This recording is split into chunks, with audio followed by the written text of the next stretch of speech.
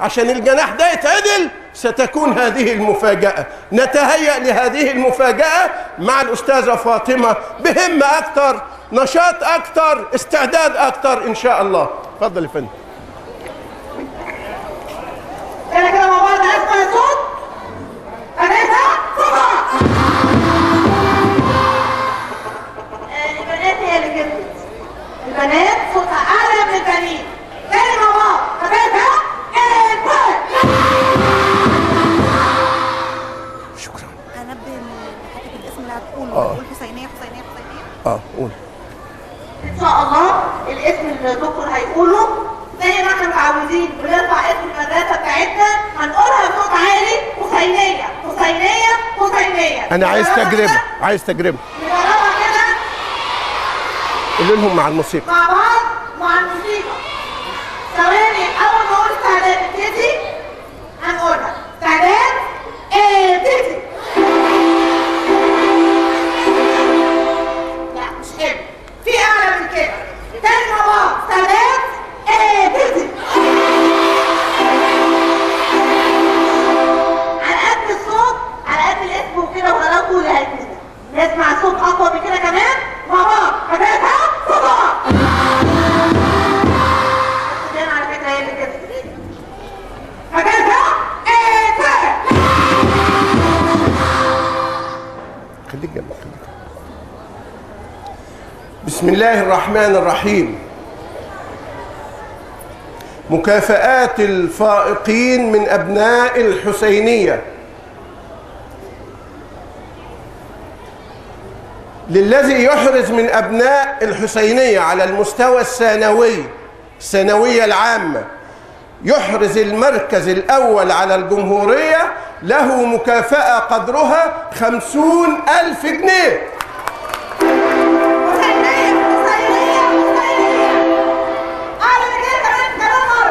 واحد 2 3.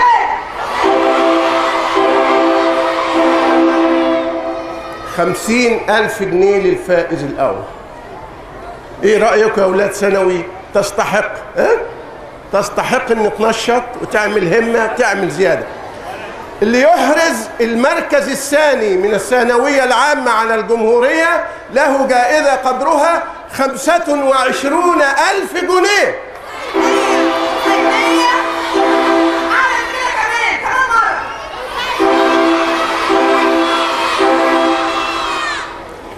اللي يحرز المركز الثالث على مستوى الجمهورية من الثانوية العامة بالحسينية له جائزة قدرها 15,000 جنيه.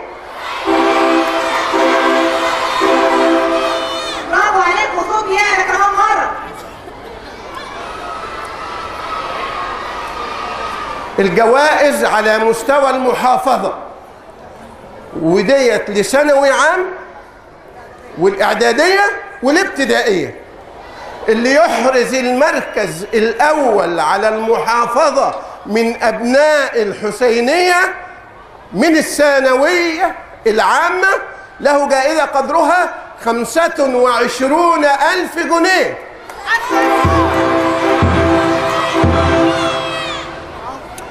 ثالثة إعدادي اللي يحرز المركز الأول على محافظة الجيزة له جائزة قدرها 15,000 جنيه.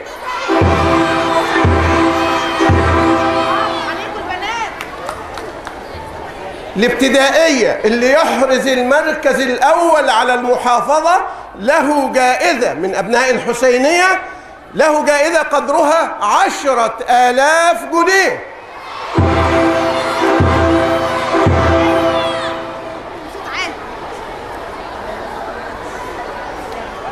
اللي يحرز، خلوا التعقيبات والفرح بعد ما نخلص لسه في مفاجآت. اللي يحرز المركز الثاني على محافظة الجيزة من الثانوية العامة له جائزة قدرها 15,000 جنيه.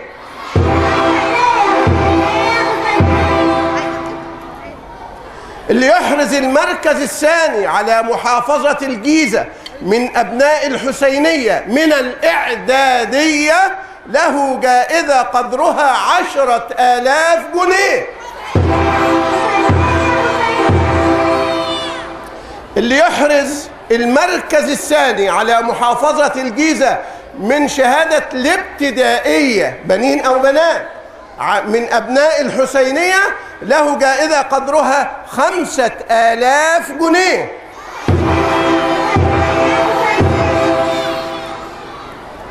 اللي يحرز المركز الثالث على محافظة الجيزة من الثانوية العامة له جائزة قدرها 10000 جنيه.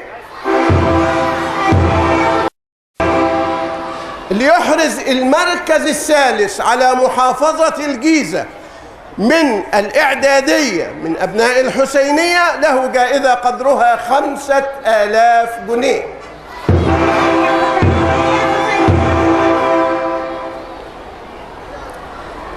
الجوائز على مستوى الإدارة التعليمية. اللي يحرز المركز الأول من الثانوية العامة على مستوى الإدارة التعليمية التابع لها الحسينية له جائزة قدرها 10000 جنيه.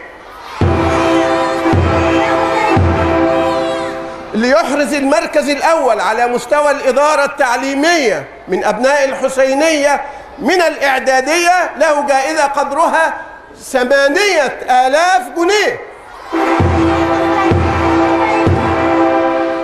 اللي يحرز المركز الأول على مستوى الإدارة التعليمية من الابتدائية له جائزة قدرها 6000 جنيه.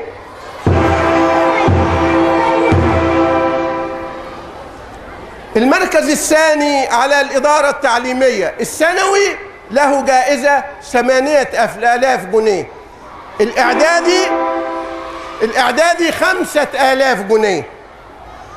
الابتدائي 4000 جنيه. المركز الثالث على الإدارة التعليمية 5000 جنيه للثانوية العامة إذا أحرز المركز الأول. الثالث على الإدارة التعليمية إذا أحرز المركز الثالث على الإدارة التعليمية من الإعدادية له 3000 جنيه. 2000 جنيه للشهادة الابتدائية. إجمالي الجوائز بالنسبة للثانوية العامة 163000 جنيه جوائز للثانوية العامة بشرط أن تحقق التفوق. 163000 جنيه جوائز لثالثة إعدادي بمجموع 46000 جنيه. جوائز لمستوى الابتدائية 30000 جنيه. الإجمالي قرابة 250,000 جنيه جوائز لأبناء الحسينية.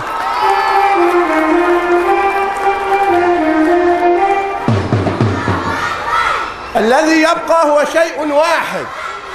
الذي يبقى هو شيء واحد.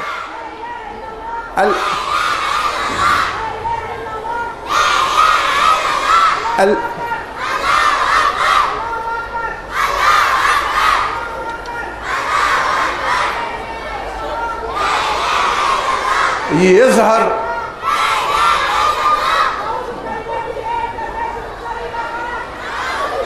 بس قول لها بس شويه.